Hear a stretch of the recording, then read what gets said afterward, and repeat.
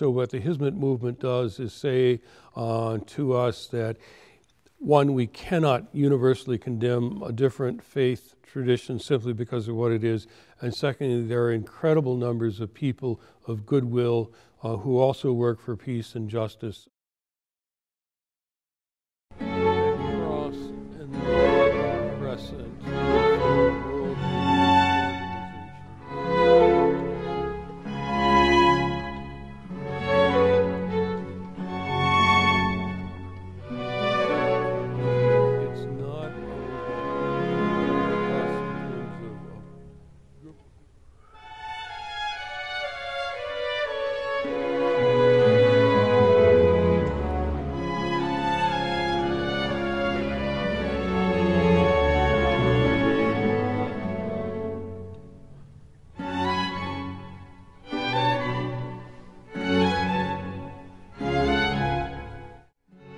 I am David Selzer. I'm an Anglican priest in the Anglican Church of Canada. My role is that of Executive Archdeacon for this diocese or region of Ottawa. A few years back, the director of the local Interfaith Cultural Dialogue Institute came to our headquarters in downtown Ottawa and introduced himself, indicated that he was about peacemaking and also working with other religious groups for interreligious dialogue. So we met, we had a discussion, we were invited to an iftar meeting with the family for dinner, and through several iftars later, we became more and more involved with the local Intercultural Dialogue Institute, and through that, began to know about the Hizmet movement as well as Dr. Fethullah Gulen. I'm excited. As a person who is not only a Christian and a priest, I've also taught church history, and in teaching early church history have taught about Judaism and Islam as well as Christianity. So I know that in the past, Judaism and Christianity and Islam, while sometimes fighting each other, have often worked together for the common good. So knowing about the Hizmet movement in Islam has been a great joy to discover a group of people, essentially a movement working for the common good, along with other groups of faith in Christianity and Judaism to work for the common good. I first learned about Mr. Fethullah Gulen here in Ottawa. Before that, I maybe had heard of him but didn't know that much about him. Have heard him speaking through video many times and have read some of his works. I believe that he is a prophetic person, not only for Islam, but for the community of faith, clearly at a time when the rest of the world needs to hear prophetic voices. He is clear. He speaks out of a long tradition of faith. He also is part of the understanding of Islam and its history, so not deviant from that at all, and presents a face of Islam which is other-looking rather than simply self-serving. So having known the experience in Christianity, particularly my background, where there are other emphasis as opposed to simply internal and struggling, as well as that of Judaism. It's a real gift to be able to hear, to read, to see videos of Mr. Fethullah Gulen. One, as a representative of the significant number of people of Islam, the fact that Islam is working together with Christianity and with Judaism in a very healthy, productive way to have the dialogue between clearly the Abrahamic faith traditions, but also other religious traditions, so that the religious community is seen not as a destructive or a violent community, but as one that builds for world order.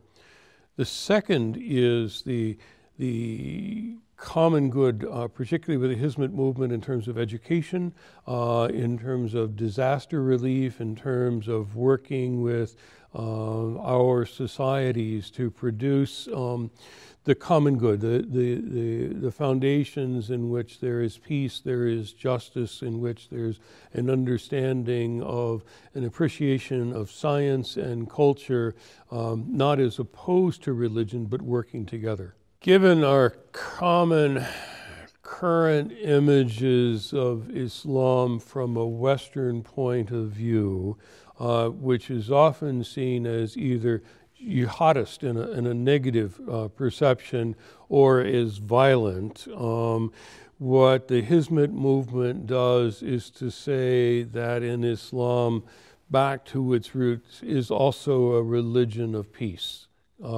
That's a powerful anecdote to a lot of what's happening in from the West. We often see the terrible things of Islam. And of course, we never see the terrible things of Christianity or the terrible things of Judaism. It's always the other. So what the Hizmet movement does is say to us that, one, we cannot universally condemn a different faith tradition simply because of what it is. And secondly, there are incredible numbers of people of goodwill who also work for peace and justice with elements in Christianity and Judaism that do the same thing. So it's incredibly positive. It's wonderful. There's the Red Cross and the Red Crescent, which are world relief organizations. There's the World Health Organization, which is medical relief. What the Hizmet movement does is a more holistic approach. It's not simply delivering goods to people in need, but it's delivering goods by volunteers, by genuine people who care for others. So it's not, I'm not paid to do the disaster relief. As part of the disaster relief movement through Hizmet, I'm actually trained in being a volunteer to go out and help other people in need. That's a major difference. And not that the paid individuals are any less significant, but it's that one-on-one, person-to-person encounter. It's not going up to a machine and getting your aid. It's actually having your aid handed to you by another individual who cares about you, regardless of your identity and your background, but simply caring. So that's a huge gift. When I'm in need, it's great to get the food and the water and the shelter, but to add to that, the person who out of a faith tradition cares for me regardless of my own background is an amazing gift. The willingness of the Hizmet movement to have the conversation. We lived in Jerusalem for about 5.5 months a few years ago, and we worked both with Israeli Jews as well as Palestinian Muslims and Palestinian Christians. The interfaith dialogue happened out of a sense of necessity for survival in extremely difficult and troubled times. When people found themselves trapped, they wanted to be able to make the connection with somebody who could help them.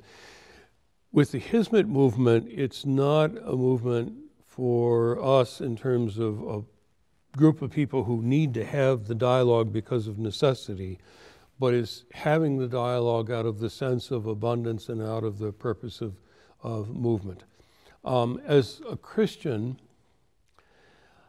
I could think that I'm here all by myself and I don't need anybody else, and that often goes with other Christians.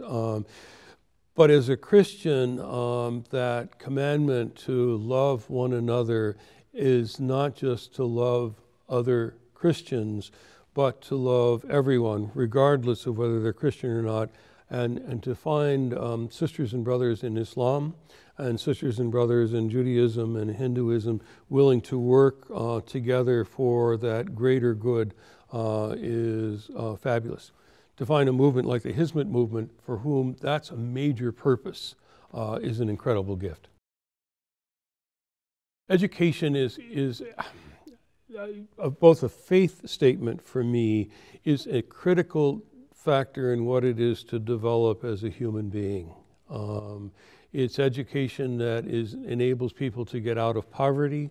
It's education that for us in the world today that helps women to be more empowered and make choices for themselves. It's education that enables two people to relate to each other because they learn about each other. So any group that advocates education as a basic tool for development is, my bias, in and of itself positive. I don't think we can get enough education, although I'm not sure how many PhDs somebody can get in their lifetime that's going to do, I think, at some point a diminishing return. But education is critical as a way of being able to have the language, the vocabulary, the understanding for relating to another human being. Having sort of seen it, there are characteristics of that movement that are almost sort of unbelievable and on the one hand, but knowing lots of other organizations that do incredibly good work, it's totally believable because these people in the Hizmet movement are motivated by reaching out to others in need. That also happens in Christianity and in Judaism. That's a faith issue.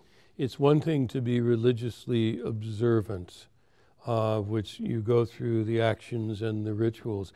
It's another thing to be religious in your heart.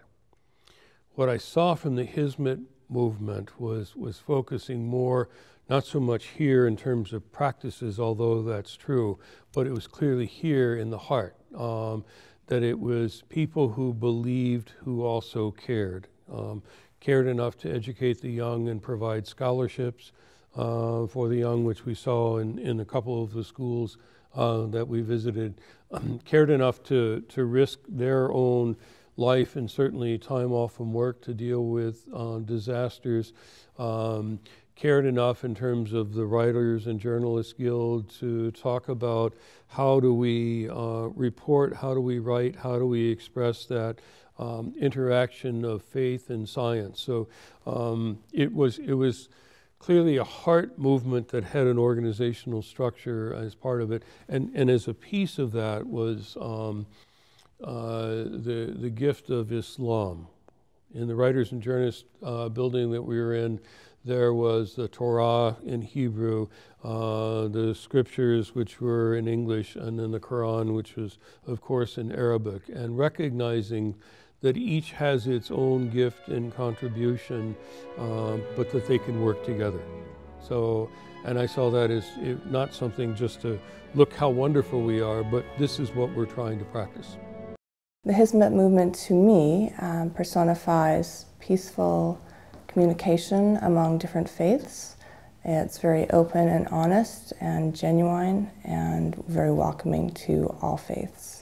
I think that all people are called in their own way to draw close to God, to turn away from things that would separate them from the love of God. And I think the Hizmet movement offers a pathway for people to draw closer to God.